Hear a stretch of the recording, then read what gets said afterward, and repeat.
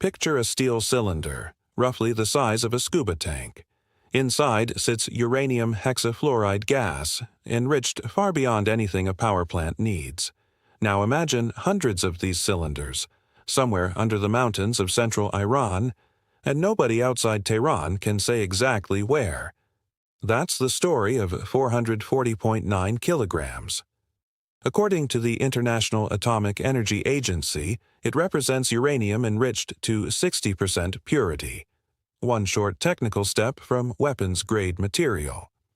As of mid-2026, inspectors haven't laid eyes on most of it in over a year. How did this number become one of the most consequential figures in global security? And why can't the world's nuclear watchdog simply go and check? There's no mushroom cloud here, no confirmed weapon, no smoking gun. This is a quieter story, built from inspection reports, satellite photographs, and diplomatic cables. But, taken together, it may be one of the most important nuclear stories unfolding anywhere right now, precisely because so much remains unresolved. Start with June 13, 2025, the day IAEA inspectors last had a confirmed read on Iran's declared stockpile. On that day, Iran's total enriched uranium stood at 9,874.9 kilograms. Most was low-enriched, useful for civilian reactors, but 440.9 kilograms had been enriched to 60%, U-235, the explosive isotope that powers a chain reaction. Inspectors physically verified 432.9 kilograms of it. The rest remained unconfirmed, a small gap that would soon become much larger. That stockpile came from the enrichment halls at Natanz and Fordo, rows of centrifuges spinning uranium gas for years, batch by batch. It grew steadily after the U.S. withdrew from the 2015 nuclear deal, the Joint Comprehensive Plan of Action, in 2018. Iran, citing the deal's collapse, gradually resumed enrichment beyond its limits, first toward 20%, then further. By 2021, Iran had begun producing 60% material, a level with no plausible civilian use. Think of enrichment as a ladder, not a straight line. Getting from natural uranium to 20% takes roughly the same effort as getting from 20% to 90% weapons grade. Each rung requires less work than the last because the ratio of the desired isotope keeps climbing. Once Iran reached 60%, it had already climbed the steepest part of the mountain. What remained was a short, fast, final stretch. That's why the 60% material is treated differently from the rest of Iran's stockpile. The February 2026 board report shows Iran's broader inventory included 2,391.1 kilograms enriched up to 2%, 6,024.4 kilograms up to 5%, and 184.1 kilograms up to 20%. All relevant for civilian fuel, none carrying the proliferation weight of the 440.9 kilograms already near the top of the ladder. Nuclear analysts use a specific term here: significant quantity, the amount of material for which building a weapon cannot be ruled out. For highly enriched uranium, the threshold is 25 kilograms of U-235. If Iran's 60% stockpile were pushed to 90% weapons grade, analysts estimate it could theoretically supply 9 to 10 nuclear devices. That's not a claim Iran has built anything. It's a theoretical ceiling based on mass alone.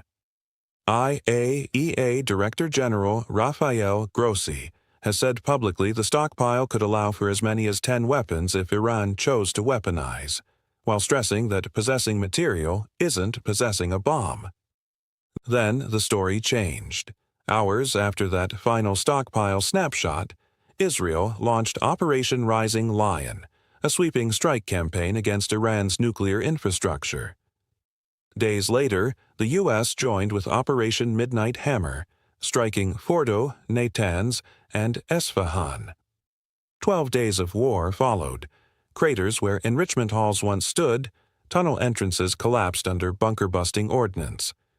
Reports claimed the strikes had obliterated, Iran's enrichment capacity. But damage to buildings isn't the same as accounting for material. This is where the story stops being about explosions and starts being about something harder to track. A few 100 kilograms of gas in canisters that can be moved by hand, hidden almost anywhere. Tehran suspended cooperation with the IAEA, restricting inspectors from bombed facilities and accusing the agency of bias. On September 9, 2025, Iran and the IAEA reached the Cairo Agreement, an understanding on inspection procedures across Iran's declared facilities. It didn't last. On November 20, 2025, Iran informed the Director General in writing that the agreement was no longer valid and should be considered terminated. The agency then tried scheduling routine visits to the handful of unaffected sites. Of 6 sites it requested access to, Iran allowed entry to only 4 by the end of January 2026. On January 29, 2026, the IAEA reiterated its request. Strip away the diplomatic language and what's left is a pattern. Partial access granted grudgingly, shrinking month after month, at exactly the sites where the world most needs eyes. Much of this friction has played out between Iran's Deputy Foreign Minister Kazem Garibabadi and Grossi directly. Most diplomatic reporting frames it as a simple access dispute. But the Institute for Science and International Security, ISIS, argues something sharper. It's not that the IAEA knows where the material is and is merely being denied entry. It's that the agency has lost physical custody tracking of the material itself, with no clear mechanism in the current U.S.-Iran framework to restore it. Under IAEA safeguards rules, HEU stockpiles are supposed to be physically verified every 30 days. As of the February 2026 board report, GOV/2026/8, that hadn't happened in over 8 months. By June 2026, per ISIS analysis, the gap had stretched past 12 consecutive cycles. In plain terms, for more than a year, nobody outside Iran's government has had confirmed eyes on material that could theoretically fuel 9 or 10 weapons. There's a second monitoring thread worth noting. Iran is required to suspend reprocessing-related research, the kind that separates plutonium as an alternative weapons path. The IAEA has continued watching activity at facilities it still partially accesses, including hot cells at the Tehran Research Reactor, the mix facility, and R&D work at a site called JHL. As of late 2025 into early 2026, inspectors reported no indications of reprocessing at locations they could still reach, reassurance that covers only what Iran still allows them to see. Now the timeline gets more complicated because the question isn't just access. It's whether the material even survived the strikes in a form anyone could locate. Picture an underground tunnel complex near Esfahan, its entrances later shown covered with fresh soil in satellite images. This is where the IAEA believes most of Iran's HEU now sits. Grossi has said the agency believes most of the HEU, but less than 70% of the stock is inside, an estimated 265 to 287 kilograms, with the remainder unaccounted for elsewhere. But that assumption depends on something nobody can verify. No IAEA inspector has been inside that complex since the war began. Iran declared in June 2025 that it had built a new enrichment facility there. The agency has never confirmed what, if anything, is operational. In February 2026, Israel conducted a second strike round, Operation Epic Fury, on February 28th. According to reporting drawing on ISIS analysis, that operation left the Esfahan tunnel complex structurally intact. The material believed to represent the real proliferation threshold was never part of the target set. One satellite image, reportedly from June 9, 2025, appears to show a convoy moving toward the tunnel complex's southern entrance, 4 days before the initial strikes. Analysts point to it as one thread in reconstructing what may have moved and when. But the evidence runs out there. Imagery can show movement, not cargo. So 2 competing interpretations remain, and neither is settled. First, Iran's stockpile survived largely intact, relocated into the tunnel complex before the strikes, now secured but unverified as a deliberate strategic asset. Second, the stockpile was scattered, partially destroyed, or dispersed across undisclosed locations in the chaos of war, making even Iran's own accounting difficult. CSIS analyst Joseph Rogers has framed the uncertainty without picking a side, writing that the material could be buried in rubble at Natanz or Fordo, stored in Pickaxe Mountain, or hidden in another clandestine facility. That even sophisticated Western analysts with years of open-source tracking can't confidently say where this material sits is itself telling. Laura Rockwood, a former senior IAEA safeguards inspector, has explained what this gap means institutionally. When continuity of knowledge over fissile material breaks, the concern isn't only the kilograms in question, but whether the entire chain of custody safeguards depend on has been severed in a way that can't be fully reconstructed. A future inspection could show 440 kilograms sitting untouched, and still not answer whether it was split, moved, or partially converted and reconstituted during the blackout. Confirming a final quantity isn't the same as confirming an unbroken history. So, even if you knew exactly where the material sat, how fast could it become a weapon? Enrichment isn't really about hitting a percentage. It's about separative work, a measure of how much enrichment effort a centrifuge cascade performs over time. IAEA reporting estimates Iran's workhorse cascades, each built from 175 IR6 centrifuges, produce roughly 912 separative work units per year. Going from 60% to 90% weapons grade takes far less work than starting from natural uranium. Analysts estimate a single 175 centrifuge IR6 cascade working from the 60% stockpile could produce enough weapons-grade material for one device roughly every 25 days. Add more cascades, and the timeline compresses further. The IR6 is a newer generation than Iran's earlier IR1 design. Faster, more efficient, requiring fewer machines for the same output. That shift is a big part of why Iran's enrichment timeline compressed so dramatically without a larger physical footprint. Fordo itself is built into a mountainside near Qom, under enough rock that analysts have long debated whether conventional strikes could meaningfully reach its deepest chambers. Exactly why the 2025 strikes drew such attention to bunker-busting munitions. Whether they destroyed the equipment inside or simply sealed the entrances while leaving hardware intact below remains one of the campaign's most consequential unanswered questions. There's another gap the headlines tend to skip. Since February 2021, the IAEA lost the ability to verify centrifuge manufacturing inside Iran altogether.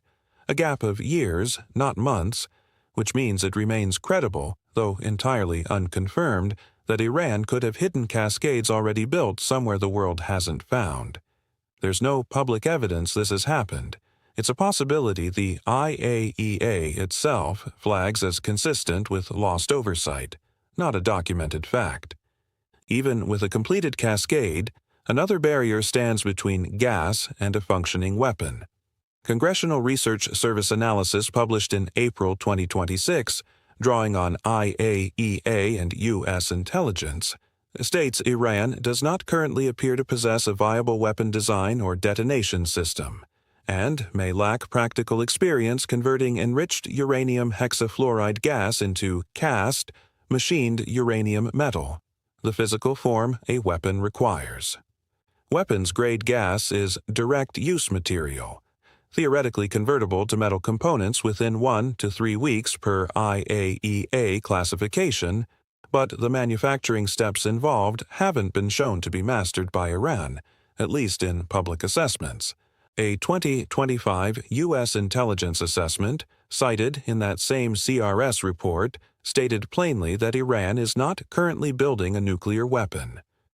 Official U.S. assessments also hold that Iran halted an earlier, dedicated weapons program in 2003, one aimed, per U.S. officials and the IAEA at the time, at an implosion-style device for the Shahab-3 missile. So the picture isn't simply enough material for 10 bombs, therefore racing toward 10 bombs. Iran appears to possess the raw material. It hasn't been shown to possess a finished design, a reliable path to weapon-grade metal, or a documented active weaponization program. Analysts remain divided on how to weigh a shrinking breakout timeline against the absence of confirmed weaponization steps. Now, the diplomacy sitting atop all this technical uncertainty. The stockpile has become the central bargaining chip between Washington and Tehran. In March 2026, Iranian Foreign Minister Abbas Araghchi told CBS's Margaret Brennan that Iran had offered to down-blend its enriched material to a lower percentage, calling it a big offer, a big concession. Nuclear engineering experts cited by Al Jazeera consider downblending to roughly 3 to 4% the most technically realistic path to diffusing the stockpile under IAEA monitoring. But that requires verified conditions with inspectors physically present. And the IAEA hasn't had confirmed access in over a year, so any dilution agreement runs straight into the same verification wall blocking everything else. The politics complicate things further. Per Reuters reporting picked up widely in 2026, Supreme Leader Ayatollah Ali Khamenei issued a directive prohibiting the stockpile from being sent abroad. Around the same time, President Trump told reporters, "We will get it. We don't need it. We don't want it. We'll probably destroy it after we get it, but we're not going to let them have it." Two governments, two flatly incompatible positions, neither enforceable without the other's cooperation. The IAEA's Board of Governors meets in Vienna, 35 member states rotating the chair. In the 2025 to 2026 term, Australia's David Grange Biggs, presiding over a board that had already found Iran in non-compliance for the first time in 2 decades. In Oman, negotiators shuttle messages between Washington and Tehran through intermediaries, since direct talks remain politically difficult. Al Jazeera's reporting says the technical agenda has centered specifically on extracting the 440.9 kilograms. But sources close to the negotiations suggest even Iranian officials may lack full physical access to the facilities where the material is believed to sit, which, if true, complicates the entire premise of a negotiated handover. You can't extract material from a site your own government can't fully enter. Even a diplomatic agreement wouldn't make transport simple. Uranium hexafluoride is dangerous. A ruptured canister reacts with moisture to form corrosive, toxic fluoride compounds that can burn skin and lungs. IAEA safety protocols require the material be moved only in reinforced 30B steel cylinders, deliberately small to avoid criticality risk, an uncontrolled chain reaction from too much fissile material collecting in one place. That's one more reason analysts keep returning to dilution rather than physical removal as the more realistic path. But every proposed solution, dilution, removal, destruction, assumes something the IAEA says it cannot currently confirm: the actual location, quantity, and physical condition of the material today. In June 2026, the IAEA board voted 21 to something in favor of a resolution demanding Iran fully cooperate, disclose complete information about its near-weapons-grade stockpile, and grant inspector access, calling it essential and urgent to verify no diversion occurred. Iran's ambassador Reza Najafi pushed back hard, arguing the resolution paints the situation as quite normal, ignoring Iran's cooperation, even under war conditions, and calling the vote counterproductive amid a volatile ceasefire. Underneath the sparring sits an undisputed technical fact. This was the first time in 20 years the IAEA board found Iran formally in non-compliance with its safeguards agreement, a finding made just before the June 2025 strikes began. Analysts remain divided on how directly connected those two events were. Iran's uranium doesn't exist in isolation. It sits inside a broader regional argument over who gets to hold enrichment capability at all. Saudi Arabia has periodically signaled interest in its own civilian enrichment program if Iran's continues unchecked. Israel has treated Iranian enrichment as an existential red line since long before 2025. Every month without verified access doesn't just deepen uncertainty inside Iran. It pressures neighboring states to reconsider their own nuclear postures, rippling outward into decisions made in Riyadh, Abu Dhabi, and Jerusalem. Non-proliferation specialists call this the latency problem. A state doesn't need a finished bomb for strategic leverage, only the credible perception it could build one quickly. Whether or not the 440.9 kilograms sits fully intact today, the uncertainty itself functions as leverage. Rivals must plan for the worst case, because assuming the best case and being wrong carries far higher costs. That asymmetry is part of why this standoff has proven so hard to resolve diplomatically. So where does that leave 440.9 kilograms? We know the IAEA verified that figure before June 13, 2025. We know inspectors physically confirmed 432.9 kilograms of it. We know the agency believes most, though not all, likely sits inside the Esfahan tunnel complex, a belief based on Grossi's public estimate, not a completed inspection. We know Iran hasn't provided a current accounting since the strikes, and we know that under standard practice, this stockpile should have been verified roughly 15 separate times by now and hasn't been verified once. What we don't know matters more: whether the material remains in one place or several, its current physical condition, whether canisters were damaged, contaminated, or compromised, whether Iran has built or could quickly build hidden centrifuge capacity beyond what the IAEA lost the ability to track in 2021, whether negotiations will produce a verified dilution agreement, a prolonged standoff, or something else. We also don't know how much weight to put on Iran's own statements.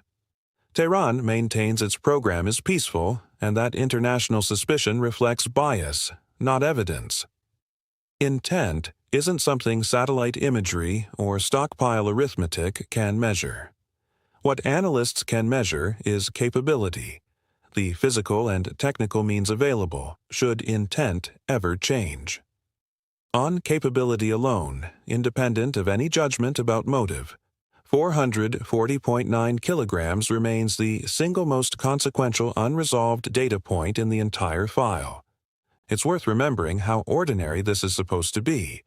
Safeguards inspections run on fixed, unglamorous timetables, technicians checking seals, cross-referencing weights, confirming enrichment readings against declared values. Nothing cinematic about it, and that mundanity is the point. Boring, predictable oversight is what makes secret weaponization hard to hide. What's happening in Iran right now is the opposite of boring. And that, more than any single strike or statement, is the real anomaly. The public record doesn't answer the question that matters most.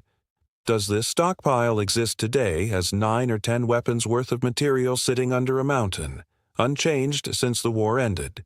Or has a year of chaos, damage, and denied access already changed its shape in ways nobody outside a small circle in Tehran can describe? Both interpretations rest on real evidence. Neither can be ruled out, because the real question was never simply how much uranium Iran has, it's whether verification itself, the entire architecture built after decades of non-proliferation diplomacy, can survive a year in which nobody outside one government has been allowed to look. The Nuclear Non-Proliferation Treaty and the safeguard system beneath it were never built on the assumption that every signatory would behave honestly out of goodwill. They were built on the assumption that continuous, verified monitoring would make cheating detectable early enough to matter. Remove that monitoring, even temporarily, even under the pressure of war, and the entire logic of the system starts to wobble. Not because any country necessarily intends to build a weapon in secret, but because the mechanism meant to rule that out stops functioning the moment access stops. That's the quiet danger beneath every headline about Iran's uranium. It isn't only about what Tehran does next. It's about whether the global system built to answer that question, quickly, credibly, before it's too late, still works when a government simply decides to stop letting inspectors in. And if that architecture doesn't hold here, in the most closely watched nuclear file on the planet, what does that mean for every other quiet stockpile the world isn't paying attention to at all?